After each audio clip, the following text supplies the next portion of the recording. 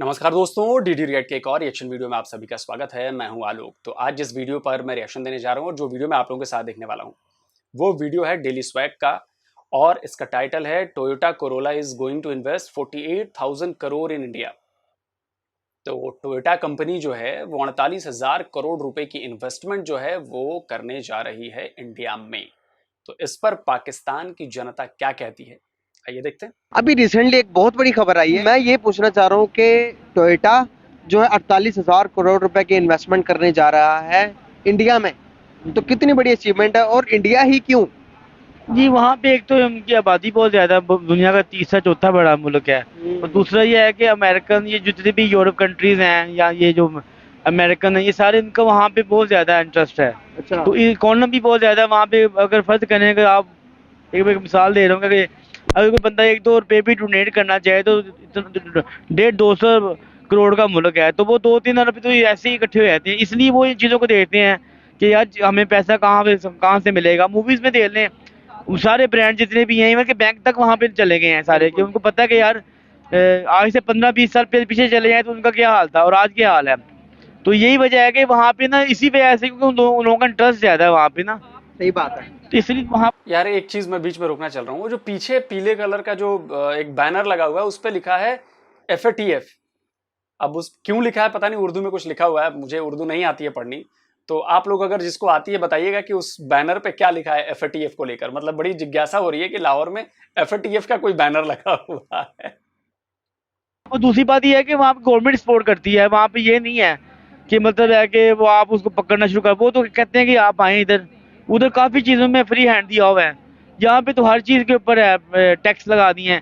बाहर से गाड़ी अगर 5 लाख की आती है, फिर मिसाल के तौर पे यहाँ वो 20-25 की पहुँच जाती है, जबकि अदर कंट्रीज में ऐसे नहीं है। बाहर से तो उसी रेट पे ले रहे हैं ना, जिस रेट पे वो दे रहे हैं, और जब यहाँ आती है तो वो कहते हैं हाथी से लगती है, ड्यूटी लगती है। ये है। वो वजह क्या बताते हैं, रीज़न क्या बताते हैं जी? रीज़न ये बताते हैं कि जी हमारे मुल्क में आबादी ज़्यादा है तो गाड़ियाँ ज़्यादा हो जाएंगी, तो रोड वो बना नहीं रहे। अब 50 साल पहले की आज भी वही ट्रेन चल रही है, 50 साल बाद भी वही चल रही है, सड़कें आज भी वही हैं जो पहले वही हैं। लोगों ने नया शहर बना दिए, नई सड़कें बना दी हैं, दुनिया कहाँ से कहाँ पहुँच गई और हम अब वहीं के वहीं खड़े हैं। सही बात। मिसालें आप अमेरिकन की देते हैं, यूरोप कंट्रीज की देते हैं, रहे आप दुनिया के चौथी वर्ल्ड में रह रहे हैं, कम से कम उस लेवल तक तो लेके जाएं फिर आप। इंडिया और पाकिस्तान का कंपैरिजन हो सकता है? देखें जी, इस वक्त नहीं हो सकता, इस वक्त नहीं हो। अगर आप वैसे देखें आर्मी पॉइंट ऑफ व्यू से तो वो लेवल हो जाएगा या पाकिस्तान आर्मी की तो बात ही नहीं कर रहे हैं, हम इकोनॉमी की बात कर हाँ रहे जी, हैं। वो तो बहुत मुश्किल है जी। यहाँ पे तो ये आज तक इंडिया में मार्शल लॉ नहीं लगा, ये उनकी सबसे बड़ी रीज़न है ग्रोथ की। जहाँ पे वो मोबाइल तो को देख लें आप, अदर जो सी है इलेक्ट्रॉनिक्स की चीज़ों को देख लें, इंडिया में सबसे ज़्यादा वहाँ पे लोग वहाँ पे फ्रेंचाइजी तो खोल रहे हैं ना, वहाँ पे तो डीप उनके वो कारखाने लग रहे हैं जहाँ पे वो चीज़ें बनती हैं। मेड इन इंडिया लिख के आ रहा है मोबाइल मार्केट में, पूरी दुनिया में जा रहा है, आईफोन खुद चाइना में जा रहा है। आईफोन असेंबल हो रहे हैं इंडिया वो में। इंडिया में हो रही है। यहाँ पे क्या है, यहाँ पे भी लिखा हो मेड इन पाकिस्तान, को लेता नहीं है, और मेड इन इंडिया वो सारे ले लेते हैं। उनको पता है यार ये मेड इन इंडिया नहीं है। हम अपना अपने चावल बेचनी हो, अपनी गंदम बेचनी हो, अपनी कोई भी चीज़ बेचनी हो, हम इंडिया को देते हैं, वो आगे बाहर इंटरनेशनल मार्केट में वो करता है। तो हम सारा प्रॉफिट तो वो ले जाते हैं हमारे, क्योंकि हम लोग बेईमानी करते हैं, चीज़ों में गड़बड़ करते हैं, उसकी वजह से ये सारे मसले हैं। ये ऐलान किया कि यार प्लीज ये आप लोग मुझे बताइएगा, कुछ शेयर करिए यार कि क्या हम वाकई, मतलब जहां तक मेरी रिसर्च है, जहां तक मेरी जानकारी है गेहूं के सबसे बड़े, दुनिया में दूसरे नंबर के सबसे बड़े वीट के प्रोड्यूसर हम हैं। राइस के टॉप 3 में शायद नंबर 2 पे आते हैं हम टॉप प्रोड्यूसर में। फूड ग्रेन्स में भी हम टॉप 5 में आते हैं। डेयरी प्रोडक्ट्स में भी हम टॉप 5 में आते हैं। फिश फार्मिंग में भी हम टॉप 5 में आते हैं। तो उसके बाद आप ये कैसे कह रहे हो कि चावल जो है और गेहूं जो है वो हम लेके और उसको रीब्रांड करके बेच देते हैं? पता नहीं, ऐसे तो फिर मैं भी ये कह सकता हूँ कि भाई पहले आप कॉटन हमारे यहाँ से मंगाते थे तो हमारा कॉटन लेते थे, वहां पे अपने कपड़े बनाते हो और मेड इन पाकिस्तान करके बेच देते हो। तो ठीक वही बात होगी ना, अगर हम लेते हैं तो वो तो बिजनेस है ना भाई। 48,000 करोड़ रुपए इन्वेस्टमेंट करने की बात की है इंडिया में, तो इंडिया ही क्यों? हर एक कंपनी आप देखेंगे गूगल, आप देखेंगे एप्पल, आप देखेंगे टेस्ला, हर कंपनी इंडिया को क्यों प्रेफर करती है? इसके वैसे बहुत सारे जवाब हैं, लेकिन मैं यहाँ से शुरू करता हूँ कि आपको ये पता होगा कि इंडिया में जॉइंट वेंचर्स होते हैं। बिल्कुल। वो अपने जो लोकल इन्वेस्टर होते हैं, उनके बगैर कोई भी इन्वेस्टमेंट नहीं लेते। हाँ जी। और जो लोकल इन्वेस्टमेंट्स होती हैं, वो उनकी जो फिजिबिलिटी होती है हमेशा वो इस तरह की होती है कि जैसे मैं एग्जांपल देता हूँ कि 4 Ps होते हैं जैसे, ठीक है, प्रोडक्ट प्राइस प्लेस प्रमोशन, इन चीज़ों पर काम ऑलरेडी हुआ होता है। सॉरी, इन चीज़ों पर काम ऑलरेडी हुआ होता है। All they have to do is go invest and sit, that's it. अगर अभी हम कंपैरिजन करें, चाइना में भी रिसेंटली लॉकडाउन चल रहा है हर चीज का, जी। जीरो लॉकडाउन जिसे कहते हैं वो लगा हुआ है, तो उस लॉकडाउन का इतना फायदा इंडिया को हो रहा है कि जितनी भी कंपनियां जो भी मैन्युफैक्चर इंडिया से चाइना से करवाती थी, अब वो उन्होंने रुख इंडिया का कर लिया। जी, ऐसा ही है, बिल्कुल आप सही कह रहे हैं। इवन वहाँ पर पेट्रोल भी सस्ता है, वो पेट्रोल सस्ता खरीदते हैं। इवन बिल्कुल, वो अभी कर दिया। जो लोगों को जो महंगा दे रहे हैं उसके पीछे कई सारी रीजंस होती हैं। टैक्स कलेक्शन के अलावा कई सारे रीजन, जो इंजेक्शंस और लीकेजेस होती हैं वो बराबर करनी होती हैं। लेकिन अगर आप देखें तो अपॉर्चुनिटीज हैं वहाँ पे। वो लोग बेसिकली कम्युनिज्म पे बिलीव करते हैं कि इंसान की ज़िंदगी की वैल्यू नहीं है, लेकिन इंडस्ट्रीज और इन चीज़ों की वैल्यू है। इंसान की जिंदगी की वैल्यू क्यों नहीं है, इस पर थोड़ा एक्सप्लेन करिए। ये तो हम न्यूज़ में अक्सर देखा करते हैं, फैसिस्ट हैं वो लोग, इस तरह का नहीं। रेसिस्ट भी हैं। ठीक है, आप खुद देखते हैं कि उनके इवन किसी सीनियर को देख लें, आप सुन लें आप उसको, मुसलमानों के बारे में, क्रिश्चियंस के बारे में हमेशा उनकी एक ही राय होती है कि दे आर द पॉलिटिक्स चलाने के लिए करते हैं कि आपको क्या लगता है कि वाकई में ही जुल्म होता है? वेल, आई विल से कि हाँ जी होता है, बिकॉज हम लोगों को कोई एक कोई एक एग्जांपल दे, मैं भी आपको थोड़ा सा समझाने की थोड़ी कोशिश करूंगा कि वहां पर जो अफवाहें हैं, जो न्यूज़ है, वो न्यूज़ ही होती है। मैं आपको एग्जांपल ऐसे दूंगा कि अगर आप देखें कि since 1995 we are seeing movies against Pakistan and Muslims. वो बिकती है ना, तो क्या कहना चाहेंगे कि आप मूवीज के तहत कह रहे हैं कि माइंडसेट मैंने कर रहे आपको हैं? ये बताया कि बुक्स और मूवीज, ये दो चीजें जो हैं ये पैरेलल होती हैं कोई भी इंफॉर्मेशन लेने का जरिया, ठीक है। जो लोग बुक्स नहीं पढ़ते वो रियलिटी के करीब नहीं होते। जो लोग मूवीज देखते हैं उनकी अपनी एक फिक्शनेट होती है। फिक्शनेट से मुराद ये है कि आपको मैं बताऊंगा कि एक बंदा है वो फिल्थी है, he is a canon, you start believing it, क्योंकि मूवी जो है वो अच्छा इम्पैक्ट छोड़ती है। बिल्कुल। उसमें मेहनत कम है, पढ़ना नहीं पड़ता, नहीं आपको पढ़ता, सुनना पड़ता, देखना पड़ता बिल्कुल, है। story it's telling। एंटरटेनिंग। बिल्कुल सही ठीक है। बात है, बुक्स भी स्टोरी टेलिंग है, लेकिन अच्छा, मैं इसका काउंटर ऐसे करना चाहूंगा कि पता नहीं आप लोगों को ये क्यों लगता है ऐसा, लेकिन आपके यहाँ तो वाकई ये हो रहा है।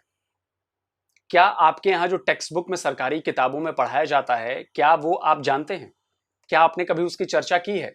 कभी आपने पब्लिक में जाके पूछा है कि ये बात क्यों लिखी है कि हिंदू सिख ये लोग काफिर हैं, ये हमारे दुश्मन हैं, इन्होंने मुसलमानों पर जुल्म किया है? आपको यकीन नहीं होगा ना।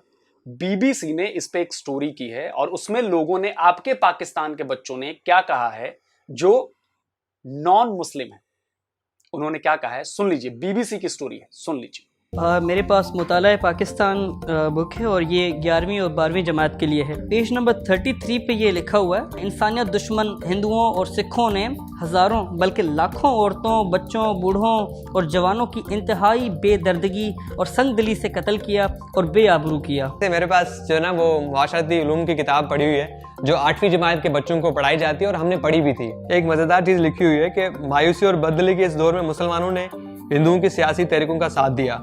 मकसद ये था कि किसी न किसी तरह अंग्रेज की गुलामी से निजात मिले, लेकिन हस्बे आदत हिंदुओं ने मुसलमानों के साथ हर जगह धोखा किया। इसी बुक के पेज नंबर 2 पे यहाँ पर लिखा हुआ, तंग नजरी ने हिंदू समाज को मफलूज कर रखा था। औरत को फर्वोत्तर मकाम दिया गया था, यानी कि इंफीरियर। क्या लिख रहे हैं ये? हमारे हिंदू मजहब में औरतों को इतने हकूक हासिल हैं, शायद ही कहीं हासिल। सुन लिया आपने। अब इसके बाद भी अगर आप ये बात कहेंगे, भारत की किताबों में कहीं नहीं लिखा है, ये भारत की किताबों में कहीं इस तरह की बात नहीं लिखी गई है, इस तरह हम बात करते भी नहीं है ऐसे, ये सोच भी नहीं सकते हम ऐसे कि मुसलमान दुश्मन है और क्रिश्चियन जो है वो दुश्मन है। हम नहीं सोचते ऐसा, आप इस बात को समझिए। लेकिन आपके यहां ये बात सोचिए, सरकारी किताबों में पढ़ाई जाती है, तो जो बच्चे से जो मन में बैठ गया आप उसको कैसे मिटाएंगे? नहीं मिटा सकते। तो ये बात ऐसी मत कहिए, पहले अपने आप में खुद में झांकिए, उसके बाद बात करिए। और आपने जो एग्जाम्पल दिया है वो बहुत ही बेकार सा एग्जाम्पल है, इलॉजिकल एग्जाम्पल है। ऐसे तो मैं हजारों फिल्मों के नाम गिना सकता हूं, सैकड़ों फिल्मों के नाम, जिसमें हिंदू धर्म और उसका किस तरह अपमान किया गया है पाकिस्तान में। मैं आपको क्लिपिंग्स दिखा सकता हूं, वो मैं दिखाना नहीं चाहता, दिखा सकता हूं मैं। लेकिन जो मूवी स्टोरी टेलिंग है उसके अंदर कैरेक्टर्स होते हैं वो दिमाग में छाप छोड़ जाते हैं। जी बिल्कुल यही बात है, आप इजी होकर देखते हैं, आपका कोई इसमें माइंड का कोई वो एक्सरसाइज नहीं होती। ठीक है, Exactly, सही बात है। तो इसी वजह से कहना चाहते हैं कि मूवीज माइंडसेट कर रही है कि मुस्लिम्स को मुस्लिम के अगेंस्ट है। जी बिल्कुल, सिर्फ मुस्लिम्स नहीं, क्रिश्चियंस के भी अगेंस्ट हैं और भी जो माइनॉरिटीज हैं। अच्छा। आप पारसी देख लें, किसी के भी अगेंस्ट देख लें। अगर ठीक मैं है, आपको कहना चाहूंगा कि अगर वो इतने अगेंस्ट होते तो इतने सारे मुस्लिम्स 35 करोड़ पाकिस्तान से ज्यादा मुस्लिम्स वहाँ पे हैं, जी बिल्कुल। तो सबके साथ होता है कि या चंद एक लोग ऐसे हैं कि जो कि ये शिद्दत पसंद होते हैं कि जो कि काम खराब करते हैं, क्या कहना चाहेंगे आप? सब खराब है? मैं आपको एक छोटी सी बात सुना देता हूँ, आपको आपका जवाब मिल जाएगा। इंटरनेशनल कॉल्स करते हैं हम लोग सेल के लिए, मेरा काम है। अच्छा। A guy came up to me. His name was I don't remember the name. I think Zubair was his name. He was Indian. तो मैंने उनसे बात की, उनको कुछ हार्डवेयर चाहिए था। I was about to sell him. क्या चाहिए था? हार्डवेयर एक चाहिए था उनको। मैं I was about to sell him. Okay. और उन्होंने मुझे कहा कि ना दुबई में एक कंपनी है, उनसे आप बात करें और मुझे ये हार्डवेयर ले दें। मैंने कहा ठीक है जी, मैं ले देता हूँ आपको। मैंने दुबई में बात की, तो वो जो खातून थी उनका नाम था सिंथिया राज। अच्छा। अब कुछ मामलात इस तरह के हुए कि वो थोड़ा सा काम खराब हो गया। I took them both on the call. अच्छा। मैंने सिंथिया से कहा कि ये this is the person Zubair, okay. तो he is asking for this hardware, तो आप प्लीज देखिए मेरे लिए क्या कर सकते हैं आप ना। तो उसने actually she threat the guy in the way कि मेरे को मालूम है तू कहाँ पे रहता है, मैं तेरे को जानती हूँ, मेरे को मालूम है तू क्या करना चाहता है, तो तू देख ले। मतलब I was very stunned by that time कि मुस्लिम्स को इस तरह से ट्रीट किया जाता है, लिटरली इस तरह से ट्रीट किया जाता है। तो ये आपकी सारी बातों आपके साथ बुरा एक्सपीरियंस है ये रहा आपके? मुझे बात समझ में नहीं आई। और सिंथिया नाम हिंदुओं में नहीं रखते हैं, सिंथिया नाम क्रिश्चियन नेम है। सिंथिया हिंदुओं में नाम नहीं रखते हैं। और इससे बात समझ में नहीं आई कि मतलब इसको मैं कैसे जोड़ूं कि भाई ये मुसलमानों को धमकाया जा रहा है। और आपको लगता है कि कोई, आप मुसलमान छोड़ो, किसी को ऐसे धमकी दे के आप कोई काम करा सकते हो क्या? सर्विस सेक्टर में वो भी पता नहीं। तो इस वजह से आप सोच रहे हैं कि वहां पर जो भी हो रहा गलत हो रहा है मुसलमानों के साथ? देखें, फैसिस्ट, रेसिस्ट, ये चीज़ें यहाँ पर भी हैं, हम भी हैं। हम, आप कह सकते हैं अहले तशय्युअ जिस तरह से सुन्नियों के लिए और ये इस तरह, ये बड़ी बड़ी गलत चीज़ें नहीं होनी चाहिए। आप Human देखिए होनी चाहिए हमेशा। बिल्कुल, ये हर कोई में नहीं होता, ये चंद एक गिने चुने लोगों में होता है। वहां पर भी होता तो गिने चुने लोगों में होता होगा। यहाँ पर भी अगर कोई आपको हिंदू मिले तो आपके क्या मेंटालिटी है कि उस हिंदू के साथ क्या आप उसे वही करके बुलाएंगे? मैंने वक्त गुजारा हुआ, I was in Dublin for 6 years. अच्छा। हम वहाँ पर विदाउट बाउंड्रीज और विदाउट इन चीज़ों के रहते हैं। मेरे सरदार भी दोस्त थे, मेरे हिंदू भी दोस्त थे, ब्राजीलियन यही तो भी थे। बहुत बड़ी मिसाल है ना। यही बात है। माशरे में एक मछली होती है जो पूरे तालाब को गंदा करती है, पूरा तालाब गंदा नहीं होता। ये कहना चाहूंगा कि अगर हम नेगेटिविटी में से हम पॉजिटिविटी को निकालें ना, दोनों मुल्कों के दरमियान प्यार मोहब्बत बढ़े। और इन चीजों को, आपको क्या लगता है कि जब हम मजहब को आड़े लाकर एक दूसरे को मार ताड़ करेंगे तो हम दुनिया के सामने निकल पाएंगे, तरक्की कर पाएंगे? सर नहीं, ऐसा नहीं होता। आप मुझे एक छोटी सी बात बताता हूँ। आज आप ABC सीखते हैं, कल आपको चाहिए आप DEF सीखें।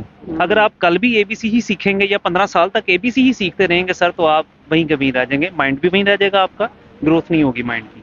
इसलिए हमेशा अपॉर्चुनिटीज देखनी चाहिए, अपने इर्द गिर्द देखना चाहिए, अपने इर्द गिर्द अच्छी चीज़ों को ऑब्जर्व करना चाहिए। आपको क्या लगता है कि एजुकेशन पाकिस्तान में ज्यादा या इंडिया में ज्यादा अवेयरनेस और एजुकेशन? यहाँ पर महंगी बहुत है, वहाँ पर एजुकेशन है, ट्रस्ट मी। आपको लगता है कि वो उन्होंने लेके आप आगे जा चुके हैं, जिंदगी में आगे बढ़ चुके हैं? ऐसा नहीं कह सकते हम।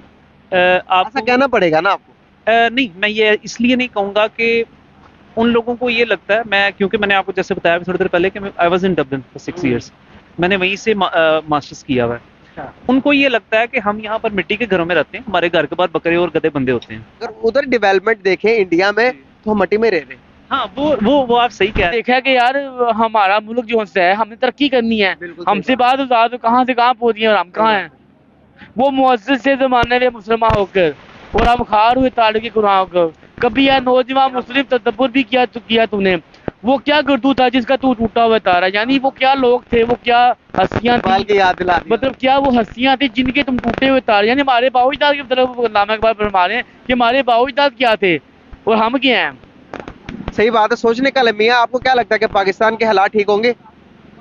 देखें जी, इस सिचुएशन में जो इस वक्त सूरत हाल चल रही है, आप देखिए नून लीग को देख लें, पीटीआई को देख लें, वो आपस की लड़ रहे हैं कि मैं हमारे साथ ये हो गया। इन सब चीजों का हल क्या है? एंड करते हैं, कोई सोच ही नहीं रहा ना, अपने ही सोच नहीं सारे। इन सब चीजों का हल क्या, खत्म करते हैं बात को। इन्होंने उड़ा दी बम दोबारा मार्शल लॉ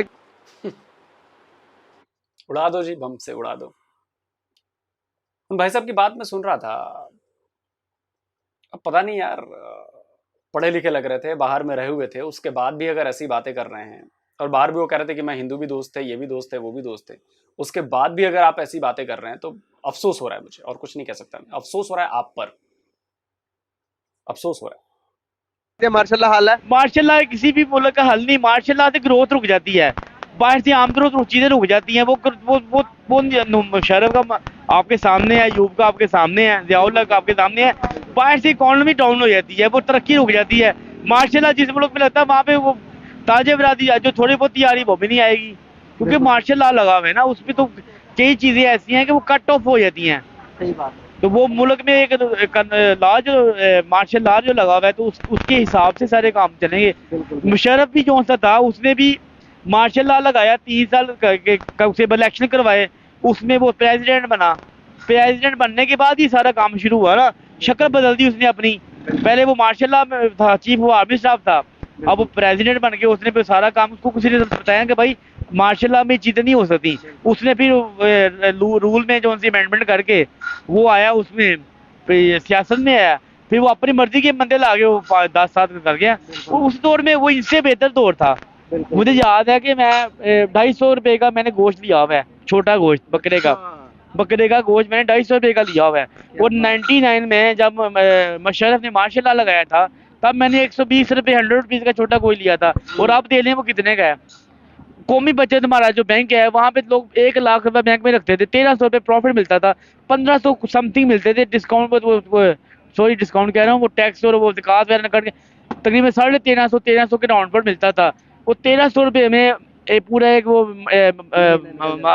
मीट यानी कि बकरा गोट आया था, बकरा एक आया था। और अब 1 किलो नहीं आता गोश्त। तो क्या नुकसान हम लोगों की गलत पॉलिसियों की वजह से हुआ ना।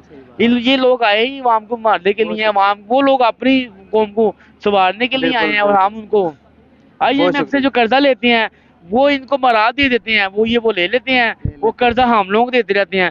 कर्जा भी उतरना कोई मसला नहीं है, मैं आपको एक सजेशन देता हूँ, उससे उतर जाएगा कर्जा। हर बिजली के बिल में 100 रुपया लगा दे कि हमने कर्जा उतारना है, वो अरबन पे इकट्ठा होगा, वो हर महीने जाता रहे, उनकी माँ मर जाएगी IMF वालों की, भाई यार इतना पैसा कितों आ रहा है। बल्कि इसी पैसों से मुल्क भी चलाएंगे। एक कर्जा तो हमारा 1 साल के अंदर अंदर खत्म हो जाना है। आप कौन से डिपार्टमेंट में होते हैं? मैं सेक्रेटरीट में होता हूँ। ऐसा नहीं होता भाई साहब, अगर ऐसा होना होता तो कब का हो गया होता। और शुरुआत हो गई है, पेट्रोल जो है आपका 300 रुपये बढ़ गया है ना, पेट्रोल डीजल, तो बढ़िया है, योगदान दीजिए कर्जा उतारने में। कर्जा उतरेगा नहीं, कर्जा और ज्यादा बढ़ जाएगा। आप देखते चलिए, अभी तो आपकी बिजली की कीमतें और ज्यादा महंगी होनी है, पेट्रोल ही महंगा हुआ है, बिजली महंगी होगी, गैस महंगी होगी, बहुत कुछ महंगा होना है आपके यहाँ। और लेकिन उसके बाद भी कर्जा उतरेगा नहीं, ये देख लीजिएगा, मेरी बात आप लोग याद रखिएगा। सर क्या क्या डेजिग्नेशन है आपकी? मैं गजटेड ऑफिसर हूँ सर। जबरदस्त सर, आपके पास तो नॉलेज अच्छी खासी है कि आपके जैसा बंदा ही तो आगे आएगा तो मुल्क का कर्जा तो उतर जाएगा। 100 रुपए की क्या औकात है, कुछ भी नहीं है यार। आप अपने बच्चे को बर्गर खिला देते हैं, वो 100 रुपए का नहीं आता भाई। बिल्कुल, वो 250 का हो गया। जाहिर बात है। बात यह है कि आप ना, अगर आप चाहते हैं ना कि वाकई आपका मुल्क ग्रोथ करे, आपके बच्चे जो से हैं, अब यंग जनरेशन, उनका बेचारों का क्या कसूर है, जो भी दुनिया में आना है या आ चुके हैं, वो तो हमारा किए भुगतेंगे वो। आप अपने कहते कल के लिए अपना आज सवारे हैं।